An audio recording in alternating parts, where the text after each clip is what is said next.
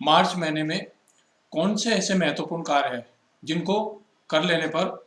ये काफ़ी हम लोगों को सहूलियत मिल जाती है। सबसे पहले सैलरी पर्सन जो भी है, कर्मचारी बंधु, वे अगर ओल्ड टैक्स रिजिम में अपना आयकर रिटर्न भरना चाहते हैं वित्त वर्ष 23-24 कर निर्धारण वर्ष 24-25 का, तो उन्होंने जो भी इन्वेस्टमेंट की है तो वो देख ले कि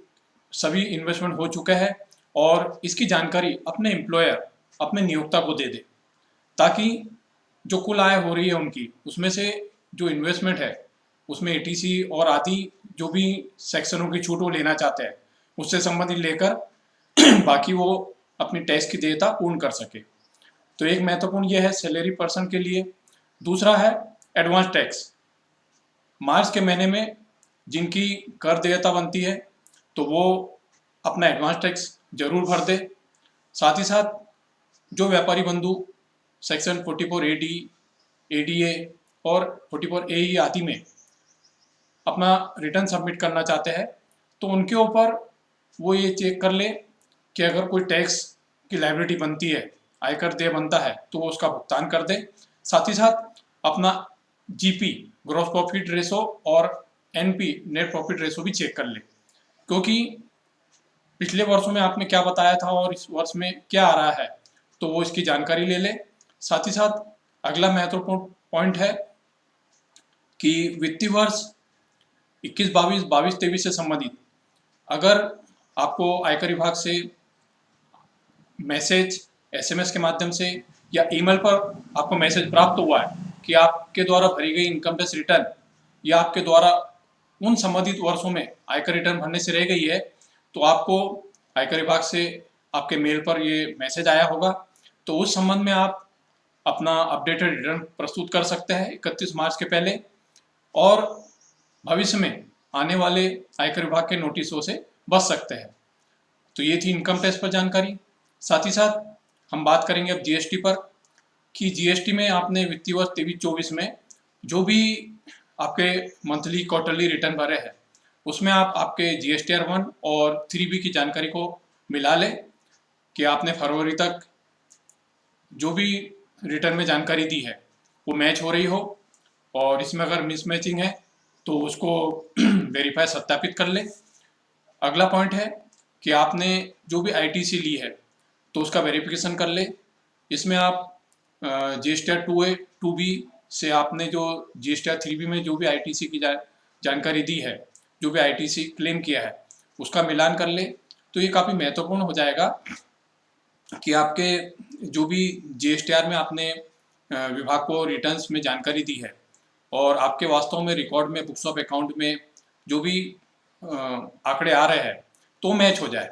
साथ ही साथ हम अगली बात करेंगे अब कि व्यापारी बंधुओं के लिए कि वो ये चेक कर ले कि वित्तीय वर्ष में जो लागू हुआ है नियम 43BH, उसके अंतर्गत अगर एमएसएमई में पंजीयत इंटरप्राइजेस से, जिसमें कि मैन्युफैक्चरर और रिटेलर सम्मिलित है, अगर इनसे आपने कोई परचेसिंग की है और उससे संबंधित कोई पेमेंट आपके रिकॉर्ड में, बुक्स ऑफ अकाउंट में देना बाकी है, आपके बैलेंस शीट में आ रहा है, तो आप ये जांच कर ले कि वो उनसे परचेसिंग में कितना टाइम हुआ है, संबंधित पीरियड में उसका भुगतान कर दे। अन्यथा जो नया नियम आया है उसमें आप पर टैक्स की लायबिलिटी बन सकती है। तो ये एक महत्वपूर्ण व्यापारी बंधुओं को ध्यान रखना है कि जो भी माइक्रो बिजनेसमैन है या स्मॉल बिजनेसमैन है, तो उनसे अगर आपने खरीदी की है और गवर्नमेंट द्वारा निर्धारित किए गए अगर एग्रीमेंट होने पर 45 दिन के अंतर्गत इनका भुगतान आपने नहीं किया है, तो ये चीज़ें आप जांच लें कि आपने कब कब किस किस व्यापारी से, और वो रजिस्टर है या नहीं है। अगर उनसे खरीदी की है तो आप संबंधित परचेज की डेट और उसकी पेमेंट की डेट का मिलान कर ले, और कोशिश करें कि गवर्नमेंट द्वारा निर्धारित की गई तारीखों में जो दिन फिक्स किए गए हैं उनमें संबंधित व्यापारी को उसका पेमेंट कर दे। और विशेष तौर से 31 मार्च की जब बैलेंस शीट बनेगी तो उसमें इसका विशेष ध्यान रखें। साथ ही साथ दोस्तों आगे हम बात करेंगे रियल इस्टेट पर। आपको मालूम है कि प्रतिवर्ष संबंधित स्टेट की गवर्नमेंट द्वारा आपने अगर कोई इस वर्ष प्रॉपर्टी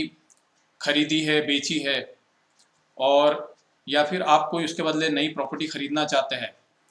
या इस वर्ष में आपने कोई एग्रीमेंट कर रखा है कि आप रजिस्ट्री कराएंगे, तो आप हो सके तो 31 मार्च 2024 के पहले ये रजिस्ट्री करा लें, क्योंकि प्रतिवर्ष प्रॉपर्टी के इसकी गाइडलाइंस की वैल्यू बढ़ती है और उस बढ़ी हुई वैल्यू पर खरीदार को स्टाम्प ड्यूटी देनी होती है। और साथ ही साथ इनकम टैक्स में जो जिस अमाउंट पर खरीदार द्वारा स्टाम्प ड्यूटी पेड की जाती है वही सेलर की सेल वैल्यू मानी जाती है। तो अगर आपने एग्रीमेंट कर रखा है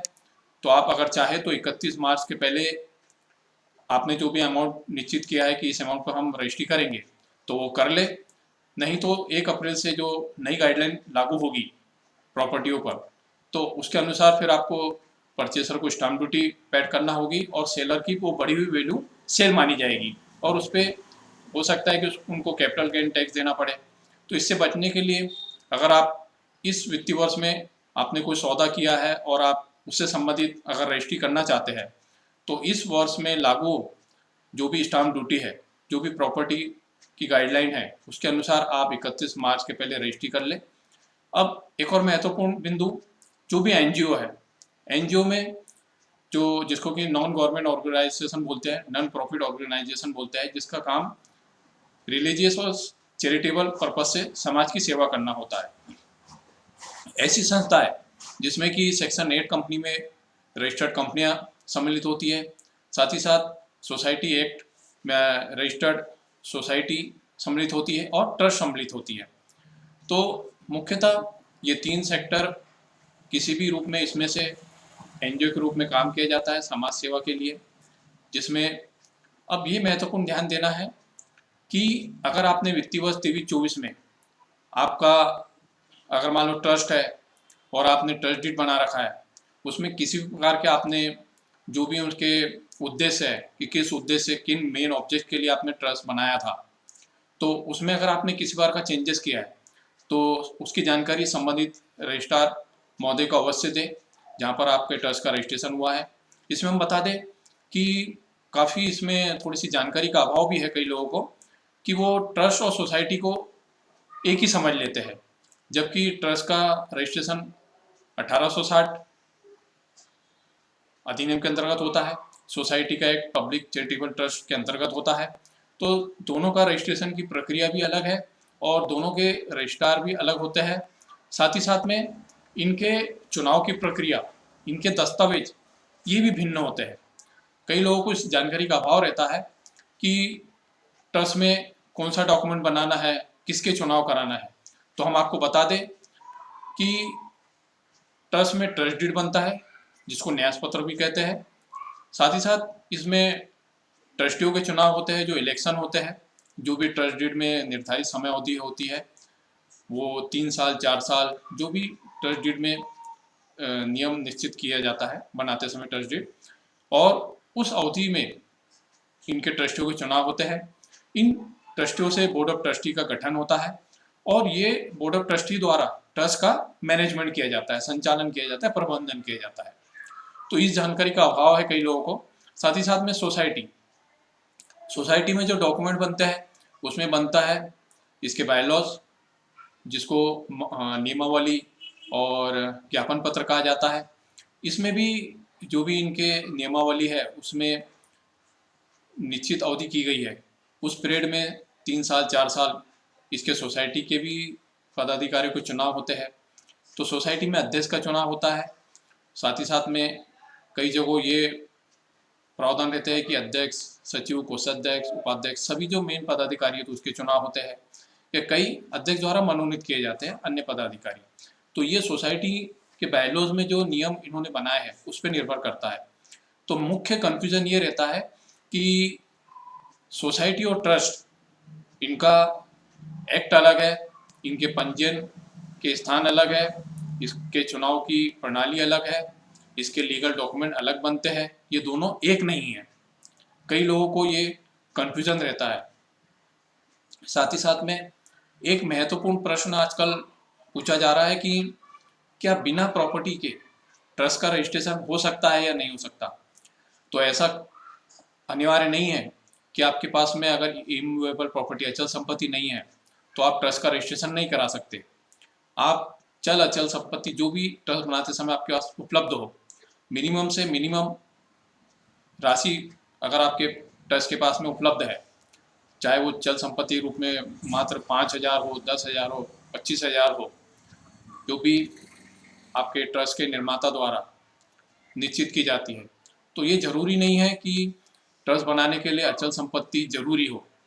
आप चल संपत्ति के माध्यम से भी कुछ नगद राशि आपके पास उपलब्ध होने पर, अगर आपने निश्चय किया है कि हम संबंधित क्षेत्र में कार्य करने के लिए ट्रस्ट बनाकर कार्य करना चाहते हैं, तो आप जरूर बना सकते हैं। दोस्तों, आज हमने महत्वपूर्ण जानकारी दी है मार्च महीने में करने से संबंधित। आगे भी हम नए अपडेट पर आपको जानकारी देते रहेंगे। धन्यवाद।